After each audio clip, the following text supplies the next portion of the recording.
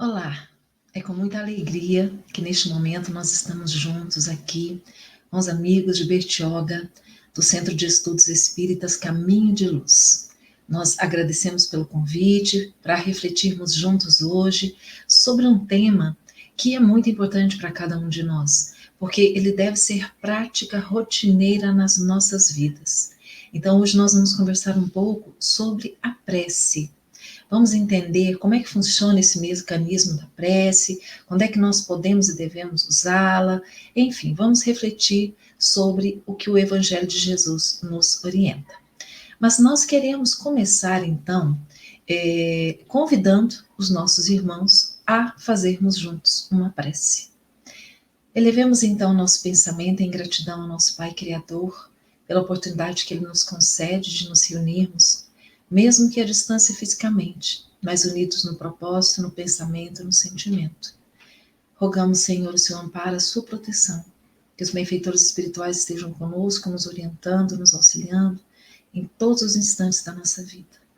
Agradecemos, Senhor, pela presença constante dos amigos benfeitores, nos ajudando, e que possamos realizar mais essa tarefa da noite de hoje, sob a sua bênção e a sua proteção. Que assim seja. Muito bem, meus amigos, nós vamos compartilhar com vocês aqui um PowerPoint que nós fizemos, justamente para avaliarmos um pouco sobre a ação da prece, e claro que para isso nós vamos estudar o capítulo 27 de O Evangelho segundo o Espiritismo, de Allan Kardec. E nós vamos começar, na verdade, mostrando um videozinho que foi feito pelo Amigos da Luz, que é esse grupo de humor e espiritismo que nós conhecemos, que traz uma reflexão interessante para nós. Pai nosso que estás no céu, santificado seja o vosso nome, venha a nós o vosso reino, seja feita a vossa vontade, assim na terra como nos céus, para nós cada dia da hoje, perdoar nossas ofensas, assim como nós perdoamos a quem nos tem ofendido. Nós deixeis cair em tentação, mas livrai do mal, amém, que assim seja. Oi. Ei! Desculpa. Quem é você, minha filha? Eu sou uma amiga espiritual sua. Eu quero fazer uma pergunta rápida. Que amiga espiritual? Como assim espírito se eu tô te vendo? É porque você já dormiu. Mas isso não vem ao caso agora. Eu só quero saber uma coisa. Vem cá, eu tô sonhando. João, escuta, que eu não tenho muito tempo. Já já você vai sair andando com a sua turminha e não vai mais me dar atenção. Peraí, que turminha é essa? Isso aqui é minha turminha? Uhum. Mas eu faço prece todas as noites, não era pra eu estar numa sintonia melhorzinha, não? Ô, que isso, cara? irmão? Tá diminuindo a Nessas gente? suas palavras, parça. É sobre isso que eu queria falar. Você tava fazendo uma prece? Mas não era uma prece? João, você não tava nem prestando atenção no que tava dizendo. Seu pensamento tava entre a azia que você tá sentindo, por causa daquele feijão temperado demais, e a conta de luz que vence amanhã. Mas também veio um absurdo, tu viu o preço? É, veio mesmo. Foi. Mas olha só, se você se propôs a fazer uma prece, faz uma prece. Tenta limpar a cabeça de todas as outras coisas. Conversa com Deus. Só isso. Mas eu não consigo fazer esse jeitão de prece que vocês fazem, não. Com essas palavras rebuscadas, tipo, sois vós, Senhor, todo Redentor, Cristo. Vocês não... João, orar é entrar em conexão com o plano superior. Não precisa um jeitão de prece cheio de tu, voz e palavras rebuscadas. Basta você conversar francamente com Deus. Como você conversa com seus amigos? Simples. Ah, tá. Então eu vou chegar pra Deus. Qual é, Deus? Beleza? E tudo bem? Ei, como é que foi o jogo do Vascão? Você viu? É bom, assim, se o seu papo com o Criador for sobre o jogo do Vascão, tudo bem. Mas você podia aproveitar também e falar sobre os seus medos, suas expectativas. Relembrar com ele, assim, as coisas que você fez durante o dia. Mas com as suas palavras mesmo. Eu não consigo, eu não sei, não adianta. Bom, então tá bom. Melhor deixar pra lá, né? Deixa pra lá, tô com sono. Tá bom, então. Até mais. Até. Ah, só mais uma coisa. Aquele exame que o seu pai fez, já saiu o resultado? Saiu, sim. Saiu e a notícia não foi muito boa, não. Parece que ele já tá quase nos deixando já. Os médicos pediram até pra gente ir se preparando, entendeu?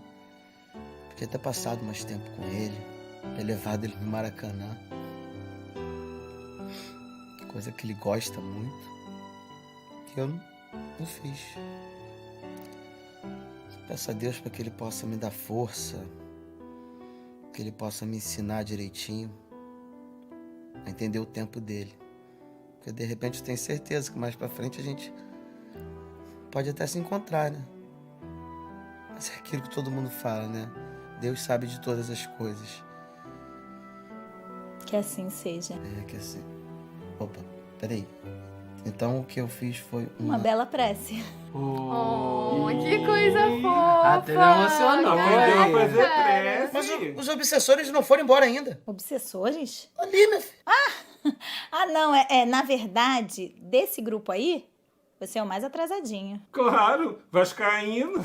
Aí não, né? Ah, não deixava.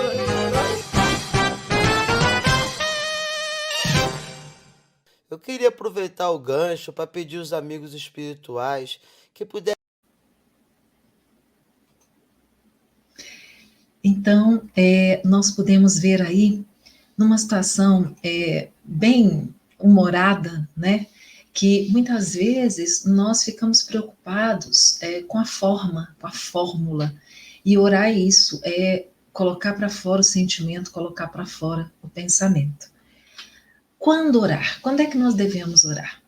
Nós devemos orar em todos os instantes. Quando estamos felizes, quando estamos tristes, quando estamos preocupados, pela manhã quando nos levantamos, à noite antes de irmos dormir.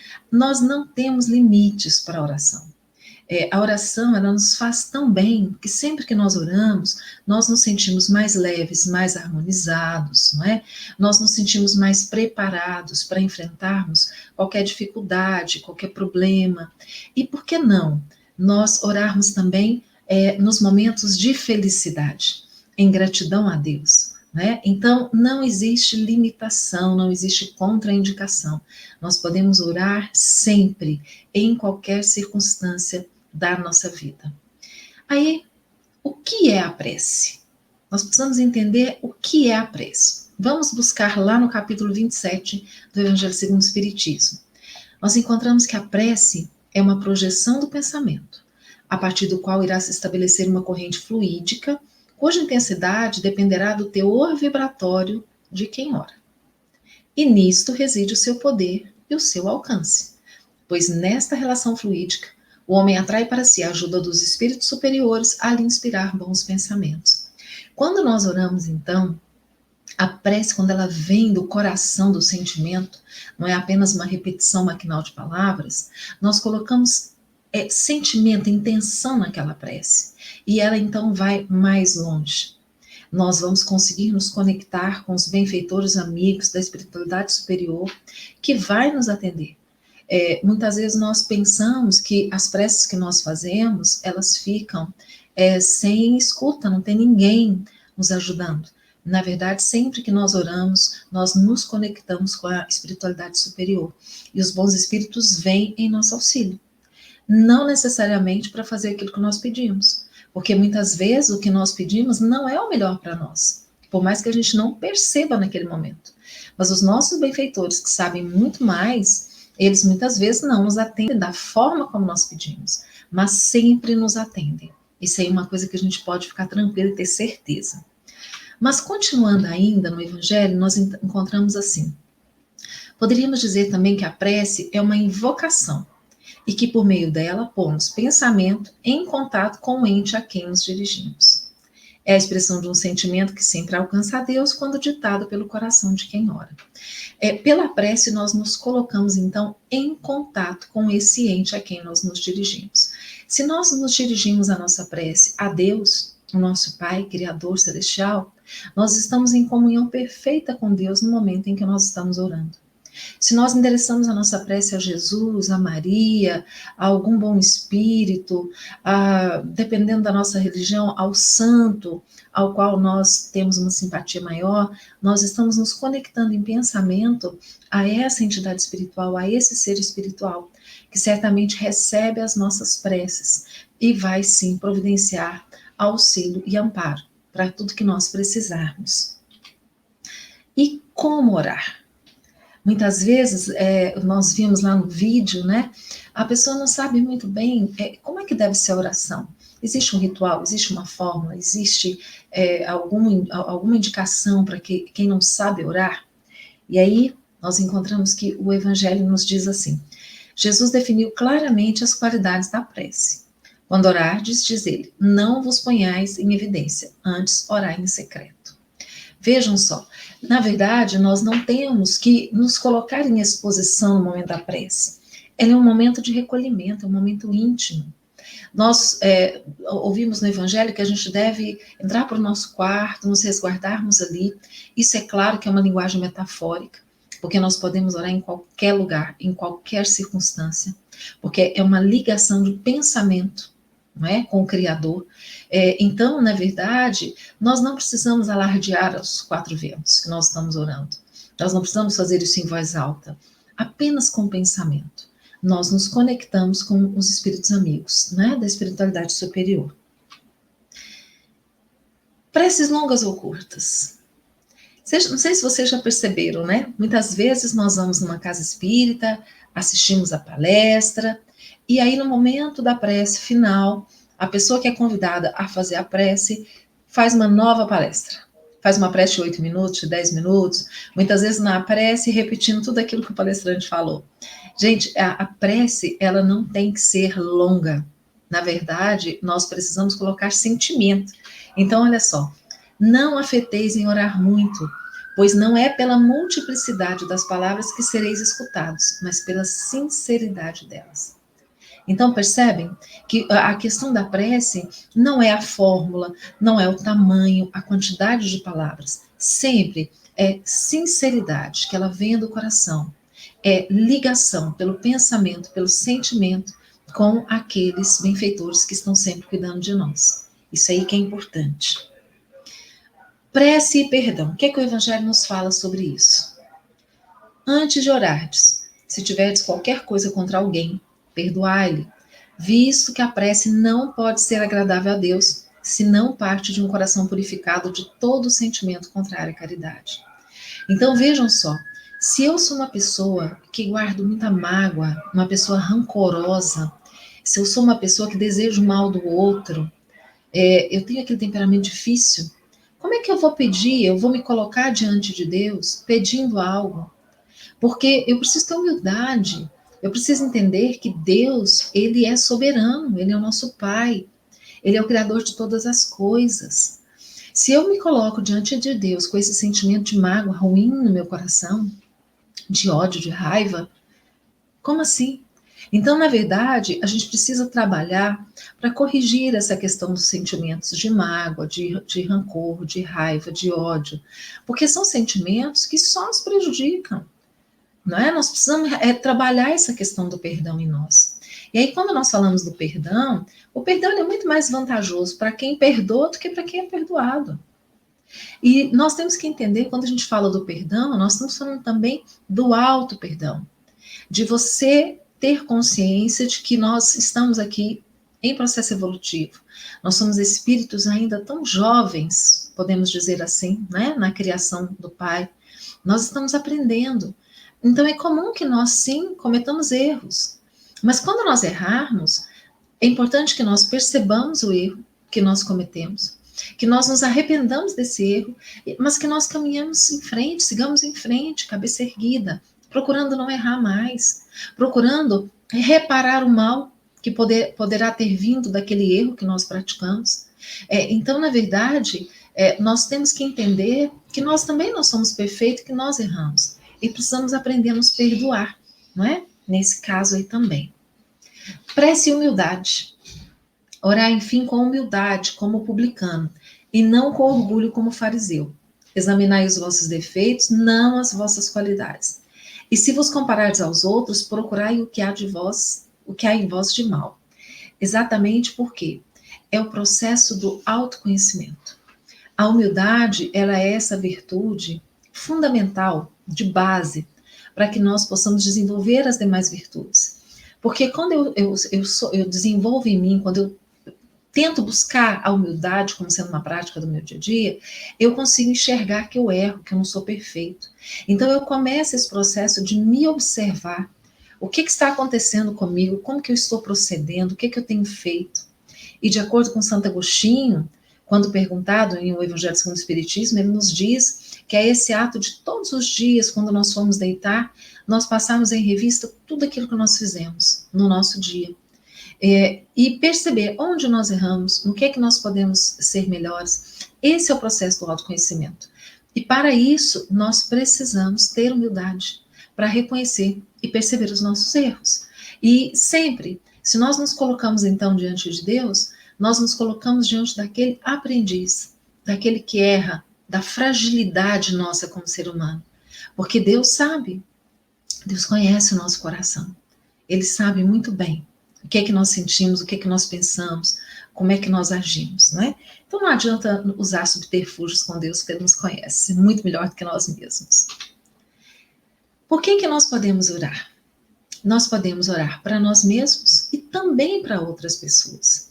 E isso, gente, é maravilhoso, porque quando nós sabemos, nós pensamos que nós podemos ajudar alguém, mesmo que à distância, pela oração, olha que coisa, que oportunidade maravilhosa. E existem estudos científicos que já comprovaram isso, né? Existem estudos feitos em universidades, na Europa, nos Estados Unidos, demonstrando o poder da oração, inclusive intercessória, o poder da oração em benefício de outros.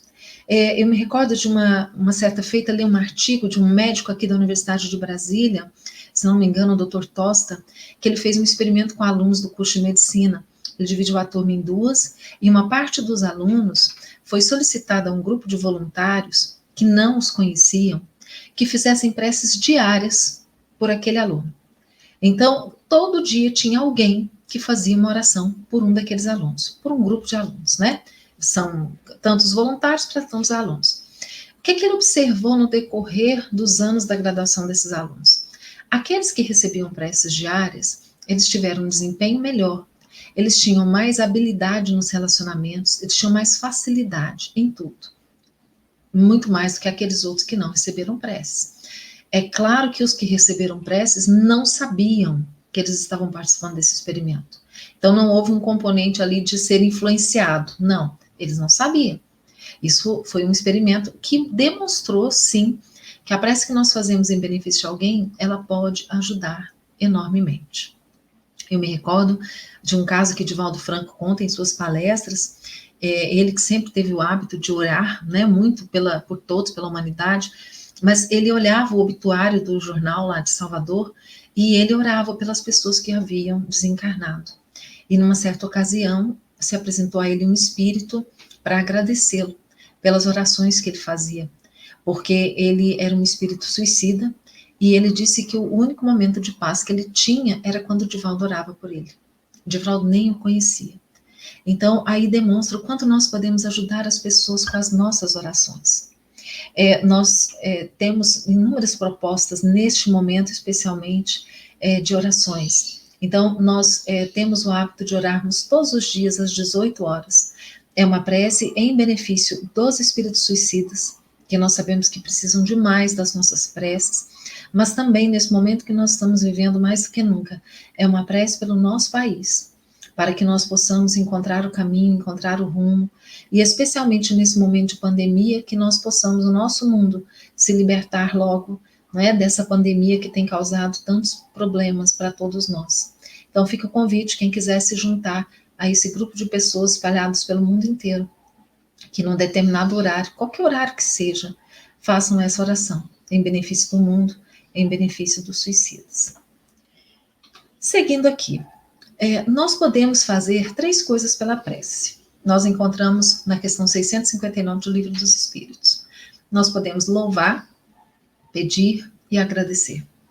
Louvar é reconhecer Deus como Pai. Aquele Deus que Jesus nos apresentou. O Pai de amor, aquele bom pastor que não quer que nenhuma das ovelhas do rebanho se perca, né? Como Jesus se colocou. Então, quando nós louvamos a Deus, nós entendemos Deus como sendo o nosso grande benfeitor, aquele Pai amoroso. É o momento de nós pedirmos, e pedirmos o quê? Pedirmos que Deus nos fortaleça, que nos dê fé, que nos dê paciência, que nos dê sabedoria, que nos dê tranquilidade e calma. Não é o momento de nós pedirmos coisas materiais. Nós precisamos que Deus nos dê força para conquistarmos essas coisas. não é? Mas o mais importante é que ele nos permita sentirmos que somos capazes, não é? Fortalecendo a nossa autoestima, fortalecendo esse nosso desejo, essa nossa vontade de melhorar. Então, nós vamos pedir proteção, amparo e agradecer, especialmente agradecer, porque temos tantos motivos, não é, meus irmãos? Tantos motivos para agradecermos. Agradecermos por neste momento estarmos reencarnados aqui na Terra. Que grande oportunidade para nós estarmos vivendo esse momento na Terra. Agradecermos pelo local onde Ele nos colocou, na família que Ele nos colocou. Tudo que acontece na nossa vida é para o nosso bem. E quando nós compreendemos isso, nós aceitamos a providência divina na nossa vida. E tudo fica muito mais fácil. A quem orar? Pedir para quem? Nós podemos pedir a Deus, nós podemos pedir a Jesus, nós podemos pedir a intercessão de um benfeitor amigo. Nós que somos espíritas, temos muito hábito de nos dirigirmos a Bezerra de Menezes, a outros espíritos que nós sabemos que têm vinculação com o nosso movimento espírita, a Maria, Mãe de Jesus, não importa. O importante é que a prece venha do coração, não é? Isso é o mais importante. A prece torna o homem melhor, porque aquele que faz preces com fervor, ele se protege contra as tentações do mal. E Deus vai lhes enviar bons espíritos para os assistir. Questão 660 de O Livro dos Espíritos. Por isso que o hábito da prece, ele é extremamente salutar. Qual a importância da prece? Exatamente isso. A prece, ela funciona como um antídoto, é uma forma de nós imunizarmos contra os pensamentos ruins, contra a ação negativa de espíritos, irmãos nossos ainda ignorantes, que porventura queiram nos prejudicar. Então a prece é um grande recurso para nós nos prevenirmos das obsessões e dos males de forma geral. Eu vou passar mais um pouquinho um novo vídeo do Amigos da Luz, exatamente porque nós estamos vivendo agora este momento de grande conturbação política no nosso país, né? E nós temos que ficar atentos para não misturarmos as coisas, né? E esse videozinho dos Amigos da Luz vai nos mostrar isso de uma forma muito divertida. Então, gente, amar o próximo como a si mesmo, né? É isso que está faltando no mundo. Eu acho que essa é a grande lição que fica. Tá uma loucura, tá muito difícil, né? Amor. Tem que ter amor das pessoas e respeito. Só isso. Gentileza, não tem mais, né? Tá faltando gentileza mesmo. Menina, você não vê no Facebook? Nossa. Que absurdo. Todo mundo fala o que quer, na hora que quer, não respeita a opinião dos outros. Não, agora todo mundo muito agressivo, muito dono da razão, né? É triste. Bom, então aproveita, Su, e faz a nossa prece de encerramento. Tá, vou fazer. Amado Mestre, queridos irmãos espirituais, primeiramente fora Temer, eu quero agradecer esta noite de bênção, quero agradecer por essa reunião fraterna de hoje e que a gente esteja juntos aqui na próxima semana. Que assim seja. Aproveitando, Senhor, nesse momento de prece, quero agradecer por finalmente nos vermos livres daqueles petralhas que por tantos anos assaltaram a nossa pátria. Muita luz, que assim seja. Não se esquecendo, ó Mestre, que a justiça do homem é falha, mas a divina é implacável. E esses coxinhas hão de pagar por terem dado um golpe na democracia. Hashtag não vai ter golpe, assim seja. Golpe na democracia, queridos benfeitores. Foi a ditadura esquerdopata que nos levou à maior crise econômica da história deste país. Hashtag tchau, querida. Hashtag fora, PT.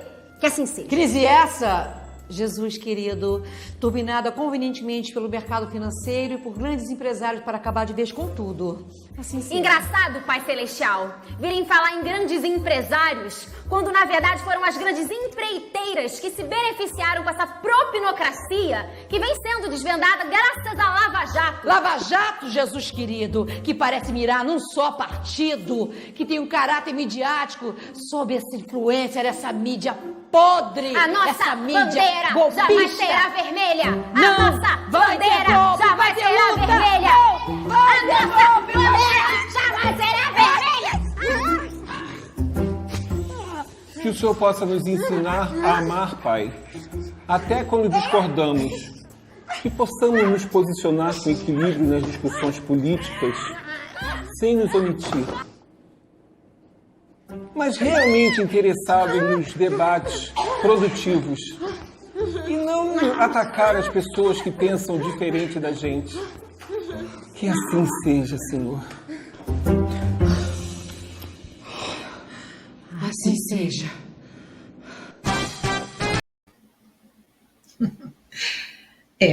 De uma forma bem humorada, não é? Os nossos irmãos aí dos Amigos da Luz nos chamam a atenção, porque isso que estava lá na época ainda do Temer, nós temos visto, né, atualmente aí nas nossas redes sociais, entre irmãos espíritas.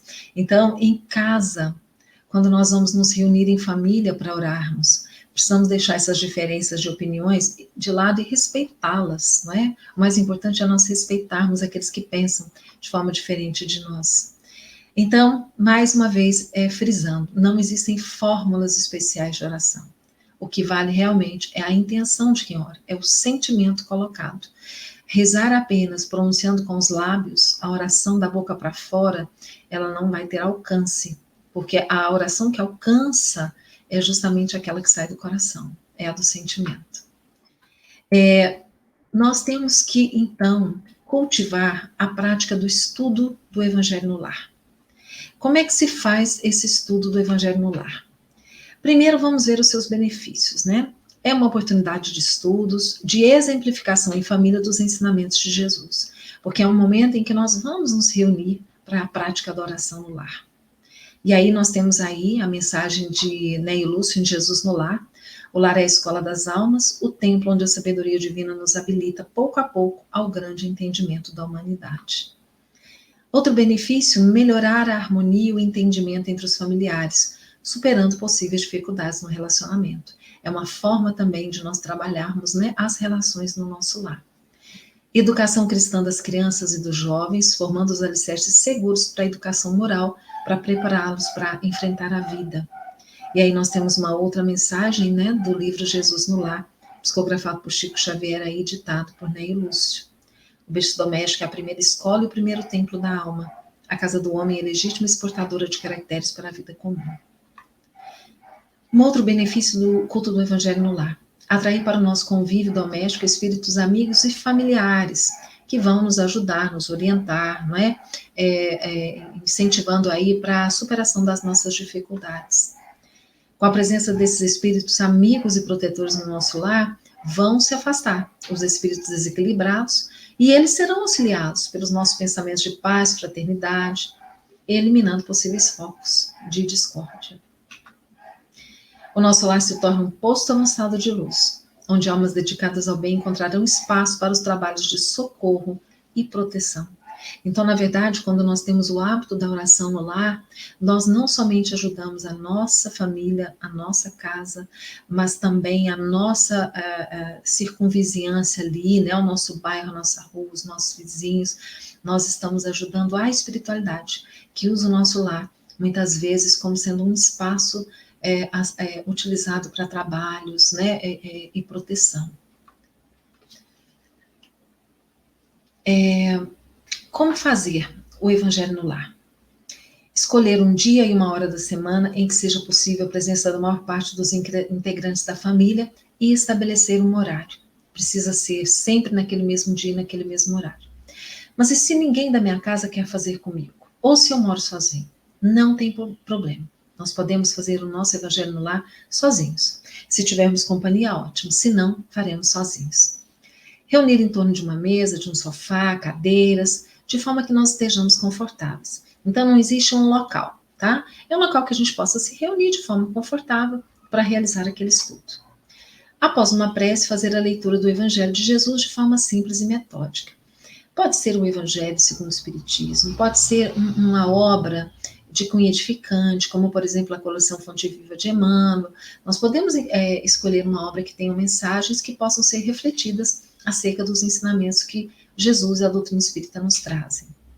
Fazer comentários breves sobre aquilo que nós lemos, tentando trazer isso para a nossa vida prática, de que forma que aquele ensinamento se aplica a nós, no nosso dia a dia. Na sequência, é importante lembrar que a direção do estudo vai ser feita por aquela pessoa que se sinta mais confortável, mais habilitada para fazer, tá? Então, nem sempre precisa ser só uma pessoa, nós podemos alternar. Quem se sente confortável à vontade para conduzir o estudo, né, poderá fazer. fazer a prece de encerramento, que é aquele momento em que nós vamos agradecer, louvar, pedir, não é? Por nós, pela nossa família, pela humanidade como um todo. Meus irmãos, nós então queríamos trazer essa reflexão sobre a importância da oração nas nossas vidas. Exatamente neste momento em que nós temos vivido aí momentos de tanta insegurança, momentos de tantas incertezas, de medos. A prece é um recurso valiosíssimo que nós podemos usar e abusar. Ela vai nos ajudar a passar por esse momento de dificuldade que nós estamos vivendo. E quando nós temos, então, a fé firme e sólida de que Deus está no comando das nossas vidas, nada vai nos acontecer que não seja da vontade do Pai, desde que nós façamos a nossa parte. Cuida-te, que o céu te ajudará.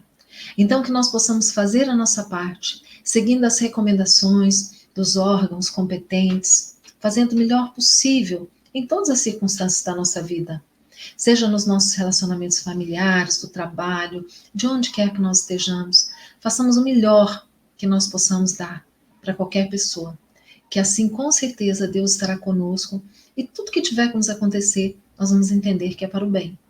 Mesmo que a princípio a gente não entenda a causa. Um dia nós vamos entender. E eu desejo que todos nós tenhamos, então, esta fé firme e forte para superarmos qualquer dificuldade.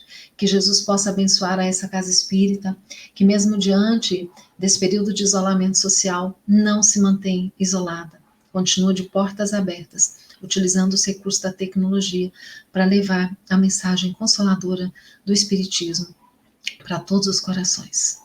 Que então, um grande abraço, que nós possamos, de uma outra oportunidade, estarmos juntos fisicamente. Fiquem com Deus e até lá.